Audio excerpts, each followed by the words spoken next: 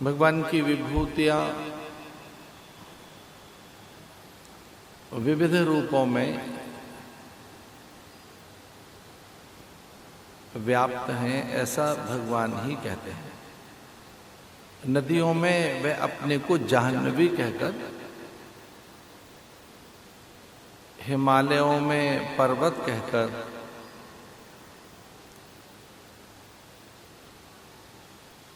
सिद्धों में कपिल कहकर, वृक्षों में अश्वत्थ अथवा पीपल कहकर, और दैत्यों में प्रहलाद कहकर अपने को परिभाषित करते हैं। काल में मार्गशीर्ष कहकर। यद्यपि एक भी पल उनसे विलग नहीं है, वो काल की नित्य चेतना है, हर मास में वही है। लेकिन विभूति योग में अपनी विभूतियों का वर्णन करते हुए माषाणाम मार्गशीर्ष मासोहम ये कहकर, दैत्यों में मैं प्रहलाद हूं ऐसा कहकर, वो एक वैशिष्ट बोध कराते हैं।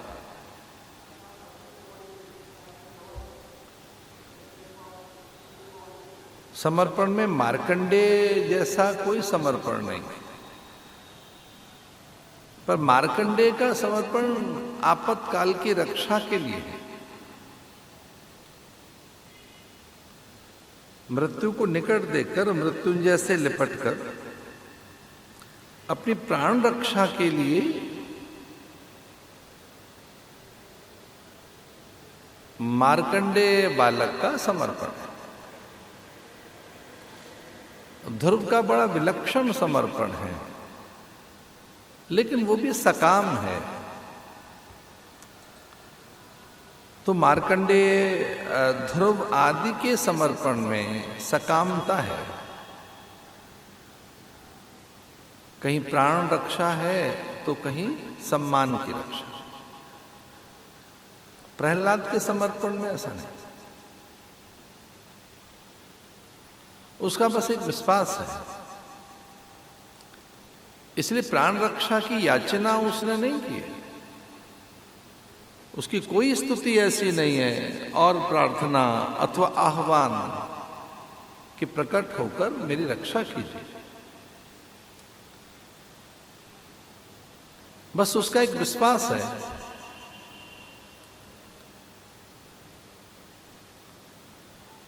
और आध्यात्मिक जगत में इसी को संभाल कर रखना होता है।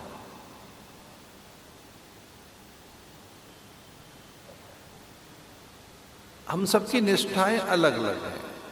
किसी का जल में विश्वास है, वृक्ष में, पितृ देवगणों में, भैरव हनुमत सत्ता में, दुर्गा या नारायण के विविध रूपों में, अथवा वह शिव में, मंत्र में, इष्ट गुरु में, सदगुरु वचन वेद विश्वासा। तो अगर आपका विश्वास पक्का है तो ये विश्वास आपका भय छीनता है। आपके विश्वास में भय का निवारण होता है, संशय का निवारण होता है। तो एक बड़ा विश्वास है प्रहलाद का, हरि ही सर्वेषु भूतेषु, कि जो भगवान की सत्ता है, हरि सत्ता, ईश्वर की सत्ता, वो सभी रूपों में समान है और नित्य विद्यमान है। उसे कहीं से आना नहीं है, उसे कुछ नया नहीं होना है, वो है ही। तो बुलाया तो उसे जाए जो दूर हो, सुनाया उसे जाए जो न सुन रहा हो। जो नित्य विद्यमान है सभी रूपों में, उससे उसके लिए क्या प्रार्थना की जाए। तो वो तो नित्य विद्यमान होकर हर पल है और साक्षी है। इसलिए अपने पिता के त्रास या अपने पिता की बहन बुआ जिसे कहें, उस होलिका का भय उसे नहीं। उस समय के ऋषि मुनि विचलित हुए और छोटे से बालक के प्राण चले जाएंगे, ये होलिका भस्म कर देगी बालक को, ऐसा जानकर वो उन्होंने कहा कि अब ये माथे का तिलक पहुंच देंगे, दंड कमंडलू हम नदी में बहा देंगे। और हां, अब कोई जप तप और प्रार्थना नहीं करेंगे, हमारा विश्वास उठ जाएगा। अगर प्रहलाद को कुछ भी हुआ तो प्रहलाद की शिक्षा है गुरु की, वो आणविक शिक्षा मिली नारद से कि हर अणु में जो पांचों तत्व हैं उनको ज्ञान से कम और ज्यादा कैसे किया जा सकता है। गुण धर्मिता में ज्ञान से आप जल तत्व को अनुभव कर सकते हैं, अग्नि तत्व को, वायु तत्व को, और बड़ा विलक्षण है कि वो गर्भ में प्रवेश करके उसको दीक्षित करते। नारद की चेतना कयाधु के गर्भ तक पहुंची।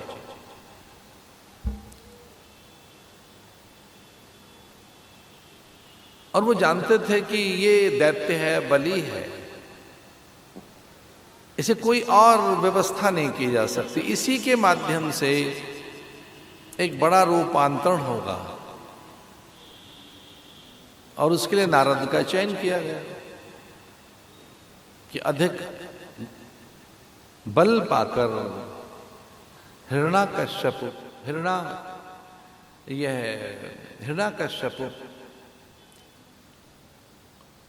दिन में नहीं मरेगा, रात में नहीं, स्त्री से नहीं, पुरुष से नहीं।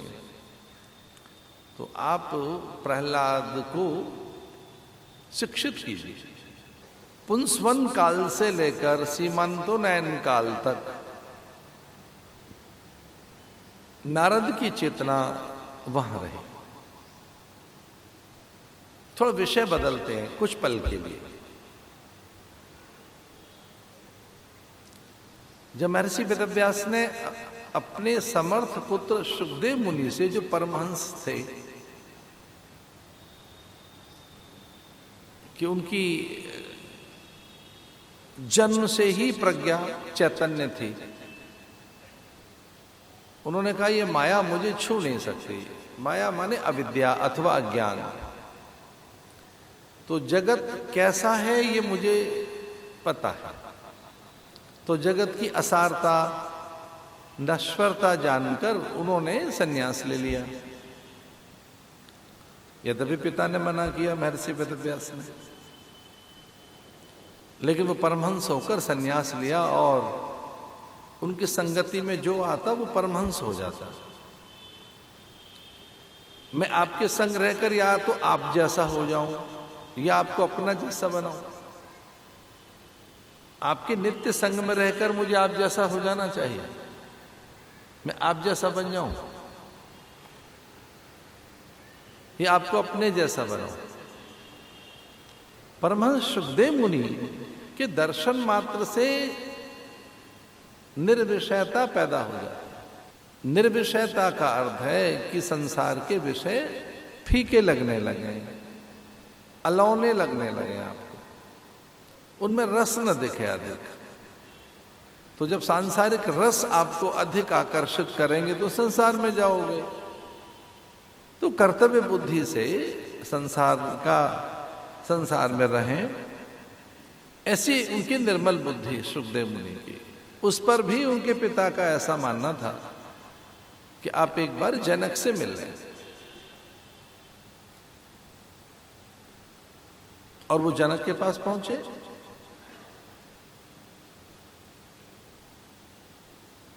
अनेक परीक्षाएं उनकी हुई। संवाद काल में जो समय निर्धारित हुआ वो यज्ञ काल था।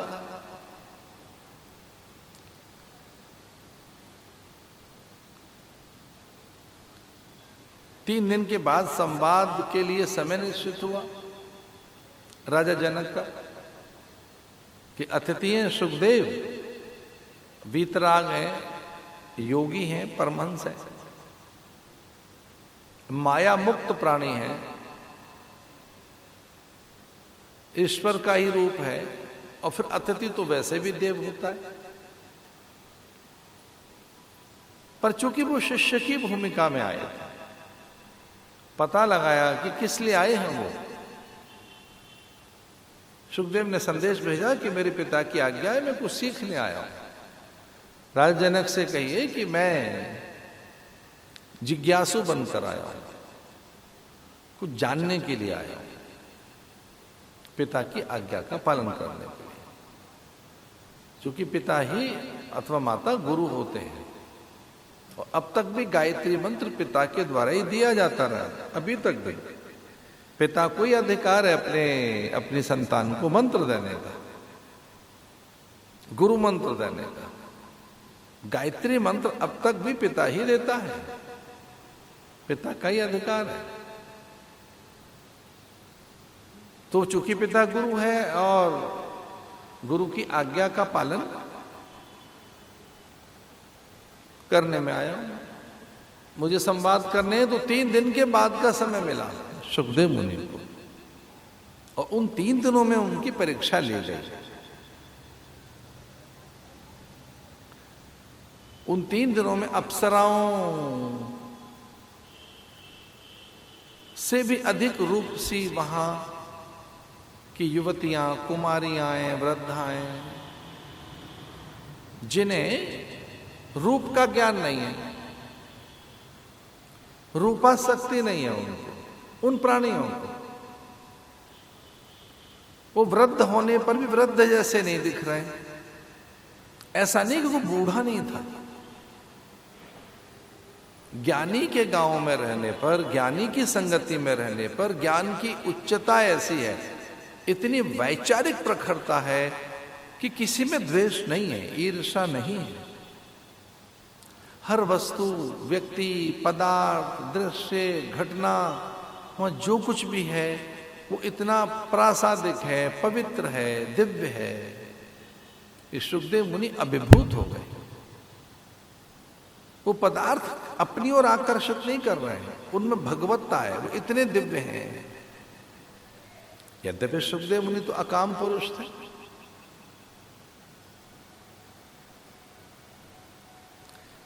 स्वर्ग की ललनाएं सराएं लज्जित हों ऐसा सौंदर्य वहां की तरुणियों में, युवतियों में, वृद्धाओं में। गंधर्व जो गायन न कर सके,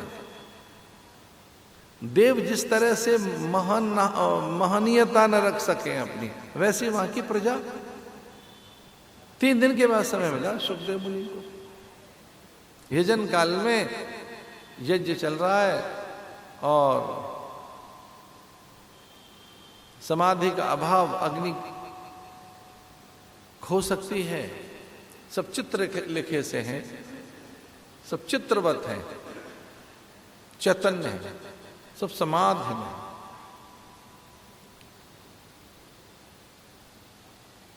और सुखदेव मुनि ने वो दृश्य देखा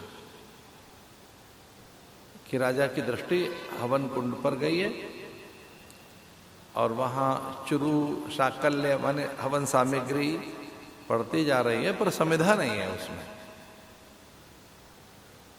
वो इस तरह से समाधिस्थ हैं सब,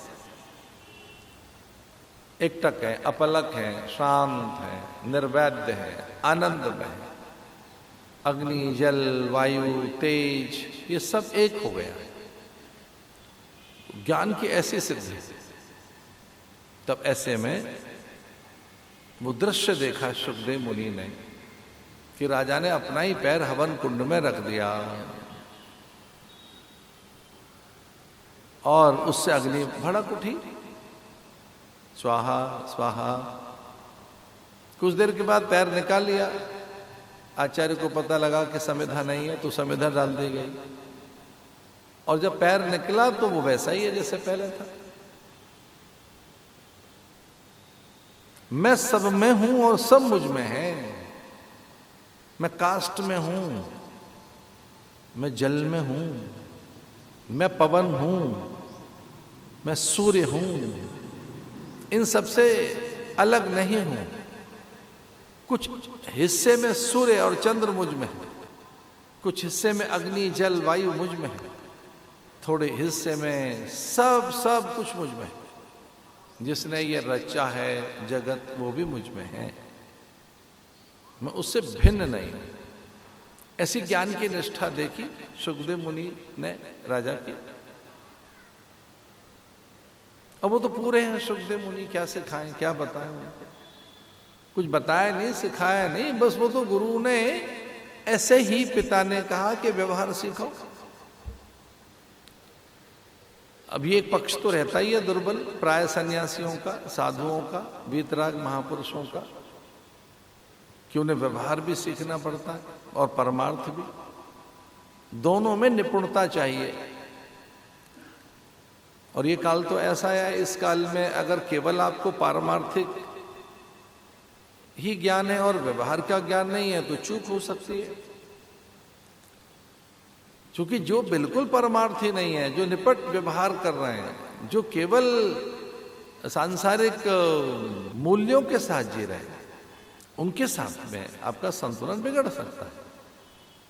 तो सुखदेव मुनि को उनके पिता ने कहा, जाओ व्यवहार सिखाओ राजा से, कि वो ज्ञानी भी है, गुरु भी है, वो सब में है, सब उसमें है, वो अलग भी है, जुड़ा भी है। उसे राजा से ये तो सीखाओ। व्यवहार सीखने के लिए भेजा। आंखें खुली हो तो कुछ देर में तो समझ आ ही जाता है। भाई इतना तो पता ही अग्नि का स्वभाव क्या है आपको, तभी तो चिमटे का प्रयोग है। अग्नि का संग मिल गया जल को तो जल उबलने लगेगा। तो जल भी दाहक हो सकता है, जबकि जल तो शीतल है। जल में तो स्वभावतः शीतलता है, जल में दाहकता कहाँ है? लेकिन अग्नि के संपर्क में आने के बाद जल उबलने लगता है, उसमें दाहकता है। तो ये गर्भ से ही सिखाया प्रहलाद को कि अग्नि कुछ नहीं कर सकती, जल कुछ नहीं है, वायु कुछ नहीं है, ये मुझसे ही नियंत्रित है। अपनी ज्ञान सत्ता से इनको नियंत्रित किया जा सकता है।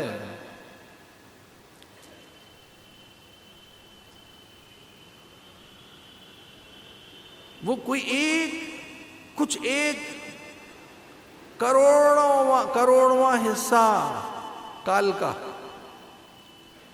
कि जब अमावस में से प्रतिपदा निकल रही है,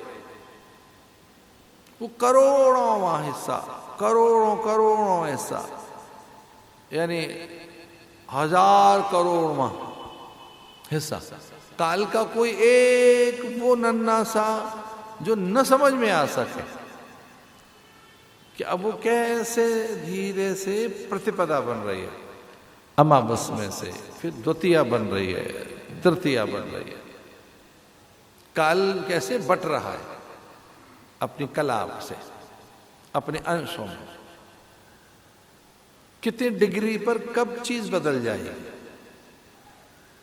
कितने डिग्री पर? तो वो जो काल है वो कितने डिग्री पर आने पर उसका योग बदल जाएगा, करण बदल जाएगा, ग्रह बदल जाएगा, माने नक्षत्र बदल जाएगा, दिन बदल जाएगा, तिथि बदल जाएगी। कब और कितनी डिग्री पर, कहां?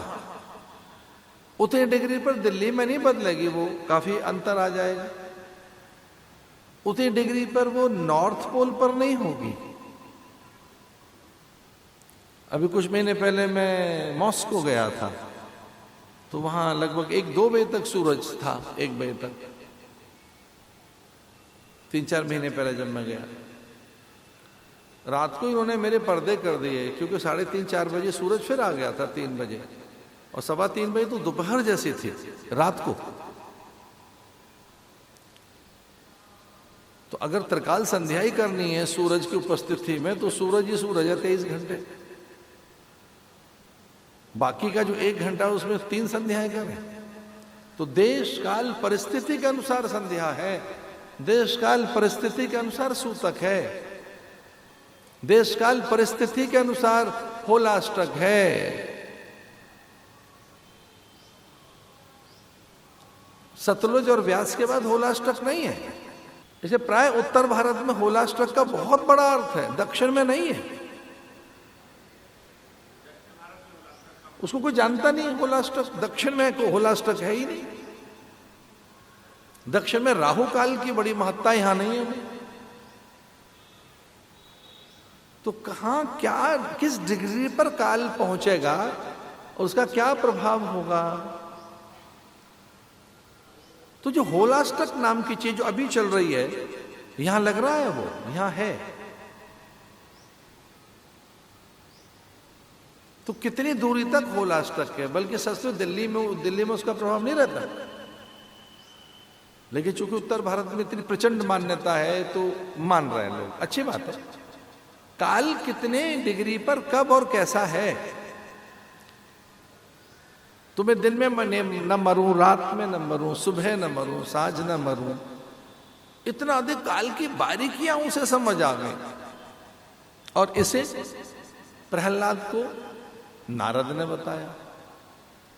नारद ही एकमात्र ऐसे हैं संत अथवा प्राणी जो अव्याहत गति है नारद को। नारद कहीं भी पहुंच सकते। कथाओं में आता है ना, वो देवलोक में पहुंच गए, वो पहुंच गए वहां ब्रह्मलोक में। अभी तो यहीं थे। पार्वती ने पूछा, भाई और नारद कहां से आ रहे हैं। मैं ब्रह्मलोक से आ रहा हूं, ये तो रुद्रलोक है। फिर पहुंच गए नारायण लोक में, और नारद कहां से आ रहे हैं। जी मैं शिव विहार कर रहे थे, वहां जा। हर जगह जा सकते हैं। नारद माने नाद। नारद में से रा निकाल दो तो क्या बचा, नाद, वाइब्रेशंस, कंपन, संप्रेषण। उसकी गति है कि यहां घंटा बजाएंगे तो कितनी दूर तक उसके कंपन सुनाई देंगे। स्टील की थाली बजाएं तो कितनी, और फूल का बेला बजाएं तो कब तक कंपन जाएंगे, कितने जाएंगे। तांबा को पे प्रहार करोगे तो कितने कंपन, कॉपर को बजाने पर कॉपर में कंपन कितनी देर तक रहेंगे, गोल्ड में कितने रहेंगे, अष्ट धातु में कितने रहेंगे। तो धातु के कंपन कितने दूर तक पहुंचेंगे, जल के कंपन कितने पहुंचेंगे, और मन के बहुत तेज, करोड़ों गुने मन की गति ऐसी है। और मन के साथ अगर मंत्र है तो मंत्र की तो और भी गति तेज है, विलक्षण गति है मंत्र की। तो इतनी अद्भुत गति है मंत्र की कि विट्ठल ने वो कान पे उपले और कंडे लगाए और विट्ठल विट्ठल विट्ठल की ध्वनि सुनाई दे रही है। हिल गया नामदेव। हाँ ये सही। दो महिलाएं झगड़ रही हैं, 3-4, और वो साधु ऐसे ही कह के चले गए, ये बहनें तो झगड़ती रहती हैं, स्वभाव ही ऐसा है इनका।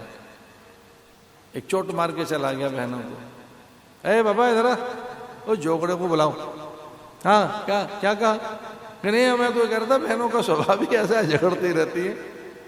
कि आप ज्ञानी है, हमारा ये झगड़ा ही मिटा दीजिए, झगड़ती रहती है।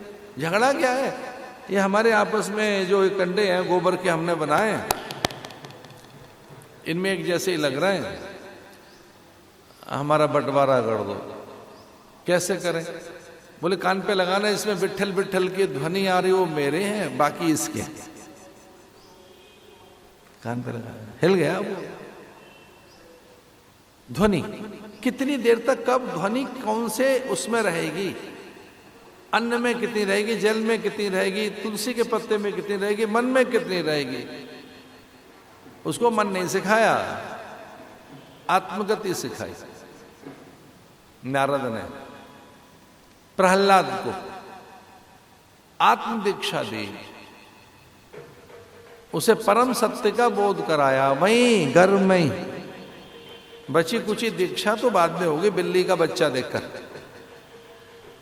कुछ प्रकृति से भी सीखता आदमी, कुम्हार ने बता दिया कि नहीं कुछ नहीं, और बच गए वो बच्चे अवे में रखे हुए कुम्हार के यहां। अरे इसको कुछ अग्नि छू नहीं रही, कौन सी ऐसी चीज है जिससे बचा जा सकता है? तो मंत्र का ही एक आवरण, मंत्र का ही कवच, मंत्र से ही आवृत हो सकते हैं आप। जब देह को ही सच नहीं मारे तो आपको मारेगा कौन? आप कहां मरेंगे? देह से छलांग लगाई आपने, मरती तो देह है, आप तो वैसे भी नहीं मरते। पर इसको भी मंत्र से आवेष्टित करके वो चकित हो गई होलिका, निष्प्रभ रह गई होलिका। वो अस्त्र शस्त्र उस काम में नहीं आ रहे, क्योंकि अस्त्र में भी उसकी निष्ठा है, तपते लो स्तंभ में भी उसकी निष्ठा है कि पिपीलिका जल नहीं रही।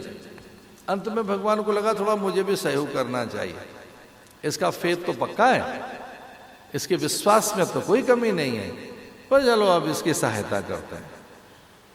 तो जो लोहे का खंभा तप रहा था उस पे भगवान पिपीलिका माने चींटी बनकर उतरे ऊपर से नीचे। तो उसे ऐसे लगा कि ऊपर से कोई ये जीव उतर रहा है। ये पहले तो पहुंचा कैसे? नीचे से, और ये ऊपर से उतर रहा है, इसका अर्थ ये अवतरण है, ये ज्ञान का। उसे पता लग गया ही तो ज्ञान का अवतरण है, ये भगवान ही उतर रहे हैं। तो छोटी सी चींटी जब उतरने लगी उसे विश्वास हो गया कि मेरा कुछ नहीं बिगड़ेगा, वो सर्वत्र है।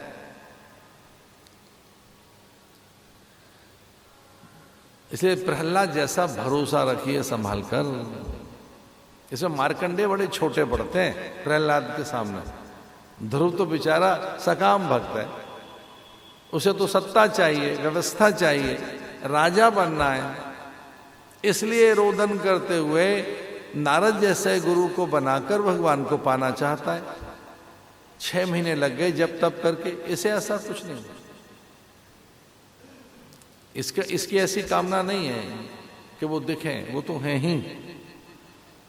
इसे भक्ति में और ज्ञान में दोनों में एक जैसी बात है। ज्ञान ही भक्ति नहीं कछु भेदा। जो ज्ञान है और भक्ति दोनों में एक जैसी बात है। भक्त का अर्थ उसे मान रखा है भगवान ने, तो पूरे देने की क्या चीज है? भगवान को प्रयोगशाला की चीज है क्या कि चलो टेस्ट ट्यूब में रखते हैं, परख नली में रखते हैं, ट्यूब्स में डालते हैं कुछ केमिकल्स, चेक करते हैं कितना है परमात्मा कहाँ है। वो केमिस्ट्री थोड़ा ही है परमात्मा। तो भक्त को, ज्ञानी भक्त को तो मान लिया उसने भगवान ने, और ज्ञानी जान लेता है कि वो तो है ही। दोनों एक जैसी निष्ठा में रहते हैं। ये जो बीच वाले ये परेशान रहते हैं। जो ज्ञानी है उसको तो दुख है ही नहीं। सर्वम खलु इदम ब्रह्मा, उससे इतर कुछ है ही नहीं। 3 काल में कुछ भी नहीं है उसके अलावा, उसके अतिरिक्त कुछ नहीं है। वही एक है जो सब रूपों में विस्तृत है, जो सभी रूपों में समाया है, वही एक है। और भक्त भी ऐसा ही है, वो भी कहता है सब ठाकुर है, सभी उसी के रूप में, दूसरा कुछ है नहीं। अनेक रूप रूपाय विष्णवे प्रभ विष्णवे, ये सारे रूप तेरे ही हैं। हर वेश में तू, हर देश में तू, तेरे नाम अनेक, तू एक ही है। तेरे नाम अनेक, तू एक ही है। हर वेश में तू, हर देश में तू, हर रंग में तू, हर ढंग में तू। जो रंग ढंग है अलग अलग दिखाई देते हुए, ये जो वेश दिखाई दे रहा है अलग अलग, ये जो दिख रही है सत्ता स्त्री पुरुष की, छोटे बड़े की, गोरे काले की, अपने तेरे मेरे की, वो तेरा ही है रूप। सभी जगह तू ही है, तू एक ही है। तेरे नाम अनेक, तू एक ही है। ये भक्ति है और यही ज्ञान है कि दूसरा कोई है ही नहीं। नया नास्तिक किंचन ब्रह्म सत्यम जगन मिथ्या, तू ही एक सत्य है, बाकी सब चीजें कुछ नहीं है। ये ज्ञान है। तो अपनी निष्ठा को इतना पक्का रखो। प्रहलाद की निष्ठा पक्की कर दे तो संभाल के रखना क्या है? अपनी निष्ठा, अपनी श्रद्धा, अपना विश्वास, उसी को संभाल के रखा जाता है। लीलाओं से पुष्ट हो जाता है। भगवान की जो लीलाएं हैं उनके स्वभाव की चर्चा करते हुए कि वो बड़े दयालु हैं, जरा सी देर में रीझ जाते हैं, भक्त का कष्ट उन्हें देखा नहीं जाता। ऐसी बार बार लीलाएं सुनते सुनते भगवत भक्ति दृढ़ होती है और इन प्रकरण ग्रंथों को पढ़ने से ज्ञान सिद्ध होता है। अगर बार बार ये ग्रंथ पढ़े जाए, प्रकरण ग्रंथ, प्रस्थान त्रय आदि का रोज अभ्यास किया जाए, उपनिषदों का, ब्रह्म सूत्र का, गीता का, योग वशिष्ठ आदि इन ग्रंथों का, तो ज्ञान पक्का होता है, ज्ञान की निष्ठा पक्की होती है। अपनी निष्ठा को ही पक्का करना है और जैसे ही वो पक्की हुई तो फिर चीजें कम ज्यादा छोटी बड़ी ऐसे कोई अंतर नहीं। भक्ति में ऐसा ही है कुछ, और ज्ञान में भी। भक्ति में सारे तुलसी के पत्ते एक जैसे, छोटा तुलसी का पत्ता, बड़ा तुलसी का पत्ता। अगर तुलसी पत्र से ही भगवान को भोग लगना है तो कौन सी साइज का पत्ता होना चाहिए, छोटा के बड़ा, कितना बड़ा? प्रसाद तो प्रसाद है, वो कम ज्यादा क्या होता है? ये भक्ति है। और ज्ञान भी ऐसा ही है। विचार से ही संसार अलग होगा। विचार पैने डालोगे, नुकीले विचार, अच्छे विचार, तो विचार से संसार अलग हो जाएगा। वो वेदांत की हमने कितने बार आपको कथा सुनाई है कि एक आदमी के पैर में कांटा लग गया तो उस कांटे को निकालने के लिए एक और कांटा ढूंढ रहा है। लोगों ने पूछा हुआ क्या भाई? कि जी पैर में कांटा लग गया है। बहुत अच्छी बात, अब क्या कर रहे हो? कांटा ढूंढ रहा हूं एक और। पहले अज्ञान में धसा है, पता नहीं था, बहुत भीतर तक चला गया, बहुत नुकीला कांटा था, अंदर तक धसा हुआ है। करना क्या है? इसे निकालना है। अब तोप तलवार से निकालोगे, किससे निकालें? कांटे से। तो ऐसे ही जुगाड़ की उसने। और मैं तो जंगल में रहा हूं, मुझे तो बहुत बार कांटे लगे। मैं तो जंगल देखे हैं, खेत देखे हैं, खलियान देखे हैं, खेतों की मैड़े देखी हैं, कटीले झाड़ देखे हैं, नागफनियां देखी हैं। बहुत पुराना नाता अपना कांटों के साथ, तो दोस्ती रही है। कितने बार पैरों में कांटे लगे, तो कांटे से ही कांटा निकला। पर वेदांत इसमें एक बात कहता है कि पैर में कांटा धंसा हुआ है आपके, और आप एक और कांटा लेकर, अब वो जो कांटा है आपके हाथ में है, और एक पैर से अपने पैर को और पक्का करते हुए और उसे धीरे से डाल रहे हैं। अब धीरे से, विचार से धीरे धीरे धीरे कांटा डाल रहे हैं आप। अब धीरे धीरे कांटा डाल दिया आपने, बहुत धीरे, आपको दर्द भी ना हो, कांटा डाल वहां तक पहुंच गए आप जहां कांटा धंसा है। अब उसे आप हिला रहे हैं, हिला रहे हैं, हिला रहे हैं।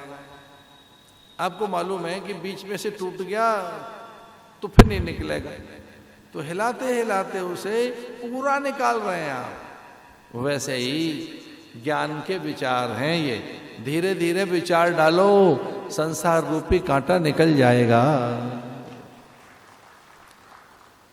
जो कांटा धंसा हुआ है, संसार रूपी कांटा, चुभन तो है, दर्द तो है, ज्वर तो है, परेशानी तो है, परेशान तो है लोग, पता नहीं क्यों परेशान, कांटा लगा हुआ है।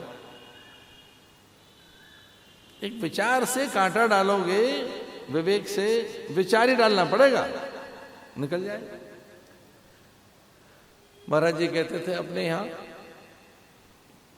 पूर्वाचार्य निरंजन पीठाधीश्वर पूज्य स्वामी महेशानंद जी महाराज, वो कहते थे, उनका उदाहरण है, अक्सर देते थे कि रूप नाम भी कांटा ही है, संसार भी कांटा ही है, रूप नाम कांटा है, तो इसलिए एक और रूप नाम डालकर उसे निकालना, कृष्ण का रूप डालकर। अब कुछ जो भक्त हैं वो कहते नहीं, हमको तो संसार का चेहरा दिखाई देता है, इन्हें हटाना है, आंख बंद करके संसार दिखाई देता है, तो देखना क्या चाहता है? मैं तो कृष्ण को देखना चाहता हूं। उन रूपों में से हटाकर एक नया रूप डाल रहा है, कृष्ण का रूप, राम का रूप, महादेव का रूप, और मजा ले रहा है बहुत देर तक उसी को। भाई क्या देख रहे थे? महाराज कृष्ण दिखाई तो देता है, मतलब बांसुरी नहीं दिखाई दे रही। क्या हो जाता है? एक ने तो कहा मैं बहुत कोशिश करता हूं, अचानक ही धनुष आ जाता है हाथ में, सब गड़बड़ हो जाती है। फिर क्या हुआ? वो राम बन जाता है। पहले राम करता था, राम राम, बीच में पता नहीं कहां से राम मंत्र आ जाता है। एक ने तो कहा कि मैं शुरू तो कृष्ण से करता हूं, अचानक नमः शिवाय नमः शिवाय नमः शिवाय शुरू हो जाता है। मैं करूं क्या? पहले वाला करूं, बीच वाला करूं, ये करूं? भक्ति है। अरे मंत्र को जपा कीजिए। और मैं आपको अपनी अनुभूति बता रहा हूं। अगर इष्ट के प्रति विश्वास पक्का आपका, अनिष्ट नहीं हो सकता कभी भी, कभी भी। तो करता क्या है ये इष्ट? अभीष्ट की सिद्धि करता है। तो जो ऐसे अभिमानी हिरण्याकश्यपु जैसे हैं, दुर्गुणों से घिरे हुए जो निशाचर हैं, उनकी निवृत्ति भक्ति से ही होगी, ज्ञान से ही होगी। हम जिस संसार में रह रहे हैं, यहां से भाग तो जाएंगे नहीं, रहेंगे तो यहीं इन्हीं लोगों के बीच में रहेंगे। तो ज्ञान से रहिए, विचार से रहिए, और फिर अपना मन ठीक हो जाएगा। हर परिस्थिति में बहुत व्याकुल ना हो। एक भगवान का ही विधान है, वो बड़ा निर्दोष है।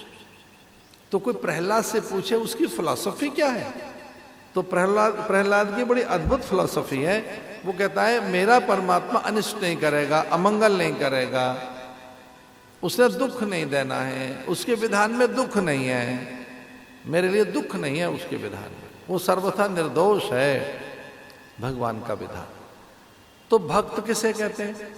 भक्त उसे कहेंगे जो भगवान के विधान को निर्दोष माने, जो निर्दोष मानता है उनके विधान को जो कल्याणकारी मानता है, बस वही भक्त है।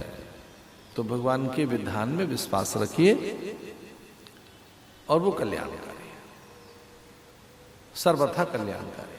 कोई विपत्ति भी आई हो तो समझ लिए ठीक होने के लिए आई है। कोई कष्ट भी आया है, क्योंकि वो प्रतिकूलता नहीं देगा।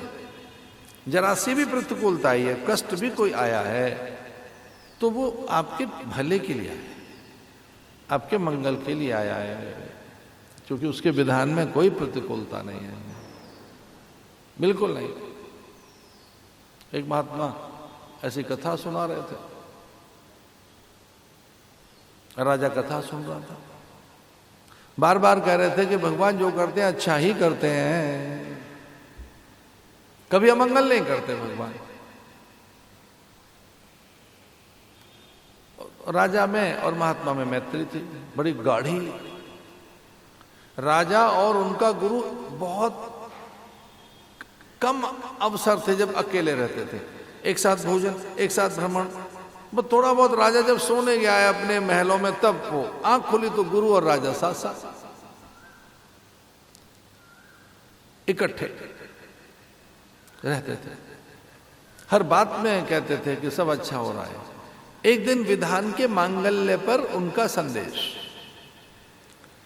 तो संदेश ये था कि जो भी घटना हो रही है वो मांगलिक है, कल्याणकारी है। इस पर राजा उलझ गया अपने गुरु से। तो उसने कहा कि आज ये मेरी उंगली कट गई है शिकार खेलते समय, ये भी मंगल है? मेरी उंगली कट गई, ये छोटी उंगली नहीं बची, मेरे हाथ में से एक उंगली चली गई, अब मैं अपंग जैसा हो गया हूं, खंडित हो गया शरीर मेरा। तो मुस्कुराने लगे उनके गुरु, अरे भैया बड़ा अच्छा हो गया। ना मेरी उंगली कट गई है, मैं खंडित हो गया मेरा शरीर, मैं क्रूप लग रहा हूं। उनके गुरु ने कहा इससे अच्छा कुछ नहीं है, तेरा भाग्य अच्छा है, उंगली कट गई। पता नहीं कि राजा को क्या सोचा, और जी राजा ने पता नहीं आवेश में कहा कि इनको कारागृह में डाल दो, मैं कष्ट में हूं, मेरी उंगली कट गई, मैं क्रूप दिख रहा हूं, तो इनको कारागृह में डाल दो। कारागृह में डाल दिया।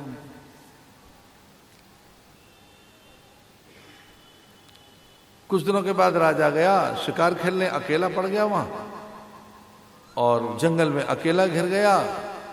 एक समुदाय ने घेर लिया, वो पहचान नहीं पाए ये राजा है। और कोई वहां वनवासियों के बीच में ऐसी मान्यता थी कि नर बलि दे जाए देवी को तो संतान हो जाएगी। उस कबीले के स्वामी को संतान नहीं थी, वो निसंतान था।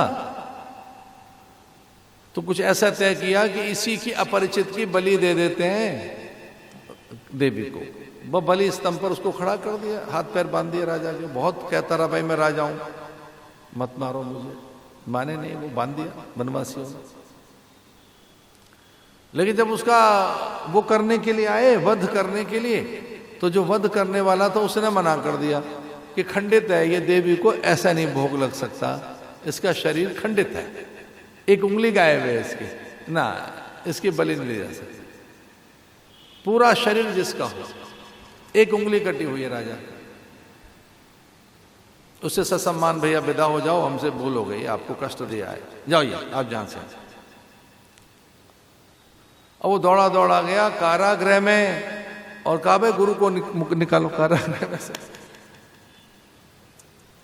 ठीक ही हुआ, अगर मेरी उंगली कट गई थी तो ठीक कह रहे थे महाराज को कि अच्छा हो रहा है तेरे लिए। तो अगर मेरी उंगली कटी है तो महाराज को अच्छा लग रहा था। कारागृह से निकाला और पूछा गुरुजी से कि मैं तो बच गया, पर आपको क्यों कष्ट हुआ इतना कारागृह में इतने दिन का? बोले मेरा कारागृह से ही बच गया, अगर मैं तेरे साथ होता तो मेरी मुंडी कट जाती। तेरा तो भैया तू तो बच गया, मुझे पकड़ के मेरा सर निकाल लेते, मेरे लिए भी ठीक है, मैं बिल्कुल ठीक ठाक हूं। नहीं इसमें आपको कष्ट तो नहीं हुआ? बोले कष्ट हुआ है मुझे इस बात का कि तेरी संगति नहीं मिली, मैं तेरे से मैं दूर रहा, लेकिन इसमें भला ही हुआ। बोले भला क्या हुआ? बोले भजन हो गया, तेरे संग में रह के भजन नहीं होता, तू घेरे रहता है, भजन कम होता है। तो एक तो मेरा भजन हो गया और अब फिर से इकट्ठे रहेंगे, ठीक ही हुआ। मैं तेरे संग होता तो मुझे पकड़ के बलि दे देते मेरी, तुझे छोड़ देते, मेरा भी काम बन गया। हमारे यहां पंजाब में कहते हैं तेरा भाणा मीठा लागे।